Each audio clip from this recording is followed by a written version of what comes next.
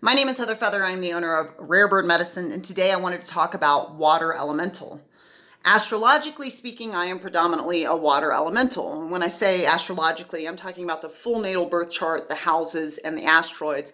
My predominant element is water, which is going to be psychic, intuitive energy. It's going to be emotional energy, sensitive energy, emotional intelligence, empathy, compassion, generous listening.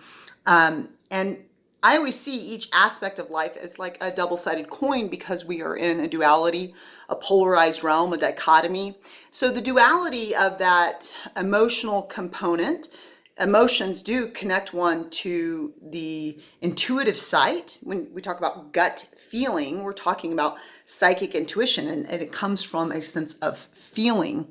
So those intuitive gifts, those psychic abilities, that psychic penetrative swimming one can do to the subconscious or superconscious mind, or inner levels or inner realms, typically comes from somebody that has a lot of heart, they have a lot of emotion, they have a lot of feeling, and that's great. They can love deeply, they typically mean love when they give love, they typically love easily, they feel very deeply, not only that love and that joy and that bliss, but on the other side of that coin, they also feel their pain quite deeply, and can activate pain bodies. They also can get into states of depression or suicidal ideation or darkened thoughts, which lead to darkened feelings.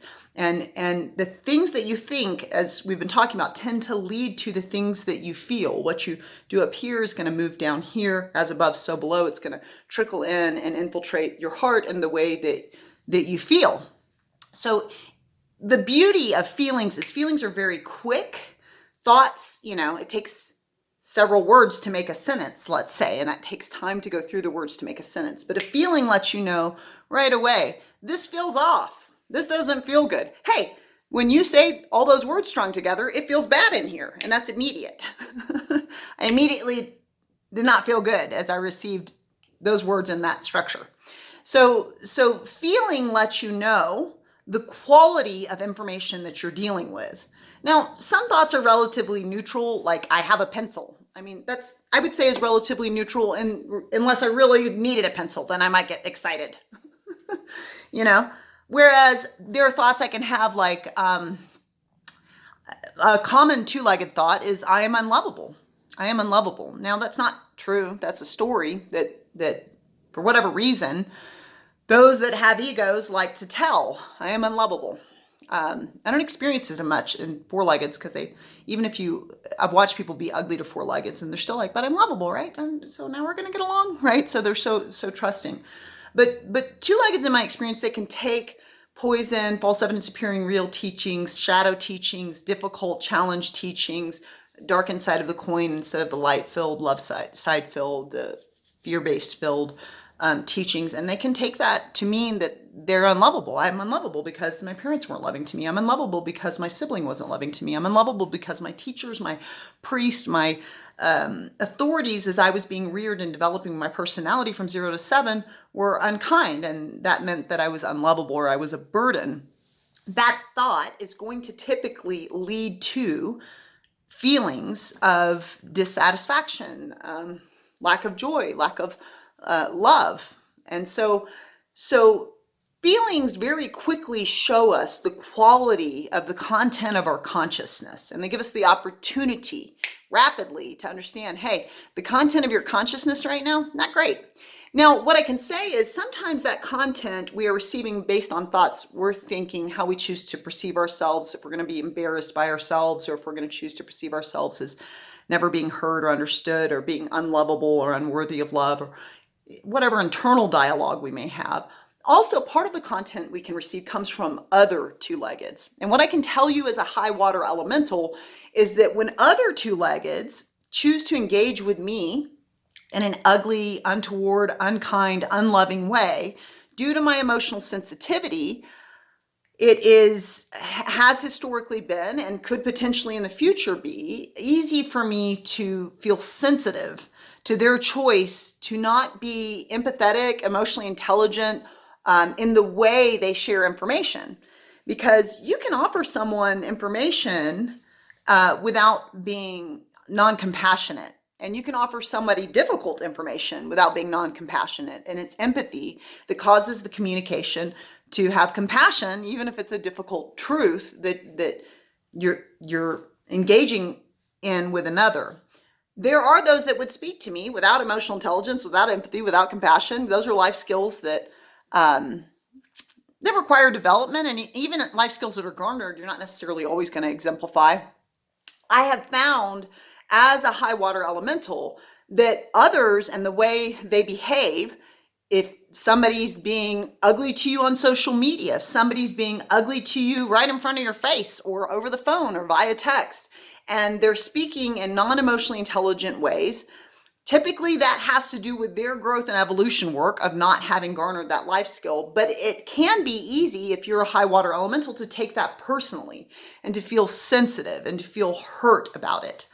One of the greatest medicines I have found as a high water elemental is to understand, number one, that I am not in charge of how you choose to respond to life. I am not now, nor have I ever been, nor do I ever want to be, because it's enough work to work on me, the boss of how someone else chooses to respond to life. So when I say something, you have the freedom to say something back. And you can say it in a non-emotionally intelligent, non-empathetic, non-compassionate way. And you may choose that consciously or unconsciously based on your lack of teachers of that medicine offering to be emotionally intelligent and empathetic. It may not even be necessarily as personal as it feels if you speak to me in an ugly way. And my learning has been to not grab that ball and run with it, is to let it go and to know that I'm not the boss on how you respond to life, and you are allowed to have your growth and evolution work, and I also have mine. So I'm gonna understand that that's not really about me. What the ego denies, it will project. I always say we have two ears very close to our mouth so that we will take our own advice and listen to what we're saying. Whatever you're saying to another is like their growth edge or what they need to work on, more than likely is your growth edge and what you need to work on, because what the ego denies, it will project. And we typically need to give what we came to get. If you want to be cared for and you want people to be caring with you, it would be important to ensure that that's the frequency and the energy that you're offering, because like attracts like. So if you are advocating for someone else that they need to have something, it really doesn't have to do with that person. It has to do with you, because what the ego denies, it will project. And if you aren't experiencing something out here, it's because you're not experiencing it in here. One of my great learnings on that has been dating people that can be emotional or verbal or mental bullies or aggressive. Historically, I have a history with that. And you know what they're an exact match to? My own inner bully. We have an inner child and we have an inner bully. And they have been in my life giving me the opportunity to clean up the way I treat this beautiful spirit, my beautiful inner child, to be kinder to me, to be gentler to me, to stop being so hard on me and putting so much pressure on me to always get it right. I'm allowed to grow. I don't always have to know. I'm allowed to learn. That quality in me to put so much pressure on myself may actually cause me, if I don't acknowledge it and do the shadow integration of that growth and evolution work, to project onto others that they better know. So typically anything that's coming out of our mouth is our work to do from my perspective. If I'm saying something to others and it is based in false evidence appearing real or shadow-based integration work, that's my work to do. May I listen and evolve. Right? That's the mirroring out there. We really get to hear what we're saying here. And so that's another point of being high sensitive, is it can be difficult sometimes to look at our own growth and evolution work. And we didn't come down here to be perfect. There are ways in which we're very evolved. I learned the stages of growth through the School of Metaphysics: infancy, adulthood, adolescence, and wisdom. And there are ways in life that you're in wisdom. And may you acknowledge yourself for that. May you give yourself the emotional joy of acknowledging all the growth and evolution work you've done to come into wisdom. May you appreciate the adulthood levels of where you are in life. May you appreciate the exploratory phase of the adolescent. And may you also give yourself the freedom to be in infancy. There can be great expectation for adults to know and to get it and to be quick. And we are in an age of urgency. And it takes time to move through the stages of growth. So no, you don't have to be evolved on every topic in the universe now. And you have the right to take time to evolve into your growth and evolution work. So I want to invite a high water elemental, Cancer, Scorpio, Pisces, is how that shows up typically in the zodiac. When I say I'm a high water elemental, it means that I have a high portion of water. Scorpio cusping Sun, Cancer cusping Moon, Cancer Mars, Scorpio North Node. I've got a lot of water in this chart of mine, which causes me to be very psychic, very intuitive, penetrative, swimming knowledge in the subconscious and conscious realms, deep connection to spirit, to alternate realms, deep connection to the unknown with that Scorpio quality. Also with a Cancerian quality, I can be a little overly sensitive or defensive or take things personally that aren't. So the beauty of the water elemental is that you may be psychic, emotionally intelligent, empathetic, compassionate, a generous listener. You might offer a lot of the life skills from the book Emotional Intelligence, which is a phenomenal book. And the negative side, you might be so overly sensitive that you fall into depressive and apathetic states as a needs to disconnect from the magnitude of emotion that you typically feel. And so when that happens, we want to look back to the thoughts we've been thinking so that we can clean it up. You may also feel overly sensitive to how others respond to you. And we can also drop that ball by understanding we're never in charge of how somebody else chooses to respond to life. My question is always, can I apply more compassion? And it's difficult at times because two-leggeds frustrate me sometimes, and I'm just like, this is really challenging to be compassionate right now. It's sometimes hard for me to remember that you have an inner child that cries for love, just like mine sometimes. And that's what I want to come back to, remembering if I feel emotional intelligence is not present in a connection. So we can also offer greater sensitivity and empathy to ourselves around our own growth and evolution work. We have the right to grow. We do not have to know everything. And we do not have to know everything right now. You're allowed to move through the stages of growth and evolution to come to know and to be a knower. And so just being really gentle with yourself can be another medicine to the shadow side of the coin of high emotional intelligence, high sensitivity, high empathy, high emotional quotient. Another aspect is not taking other people's words for it. Sometimes people will, I would say that every two-legged in the world may know a drop, a cup, a bucket, maybe a vat of the watery essence of another person's given being, but you will never know the ocean of another person's being. And the challenge with that is that we often have people placed in a box or placed in that vat or placed in that glass or placed in that drop of water, and we perceive them to be our tiny little perception of what they are. And they are vast, and they are so much more, and I am vast, and I am so much more than any two-legged could ever presume to know about me.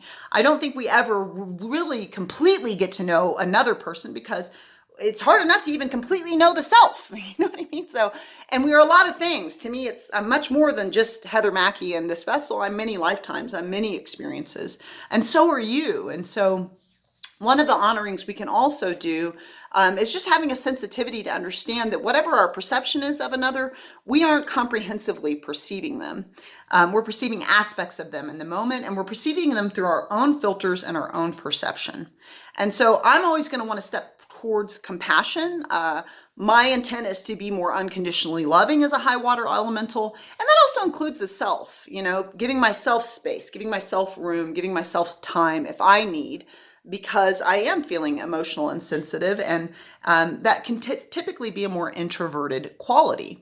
That introversion in the water elemental is typically used to aid and serve outwardly, though. They tend to be outward-focused beings that are just introverted in nature. And so they actually can help others to find emotional medicine and emotional healing through their sensitivity and empathy. So can you be more sensitive to yourself today, more caring to yourself, more allowing yourself to grow and to not have to know, and drop some of the attachment to how others choose to show up, which you're not the boss of, so that you can feel greater joy? And can you pay attention to when you're feeling off and just take a look at those thoughts and see if there's anything you want to clean up there? You can always subscribe on YouTube to Rare Bird Medicine, like and comment there. If you go to rarebirdmedicine.com, there's an apprenticeship starting January 5th. And I will use your entire comprehensive astrology chart. I will use elemental formulas for manifestation. I will use many things that are in my cup in the coming 52 weeks of 2022 to support and aid you to know thyself more deeply and understand all that you be, to release what is no longer needed, to do shadow integration work, and to incorporate, build, and manifest in the life more of what you seek. I hope you'll be able to join us there. Blessed be.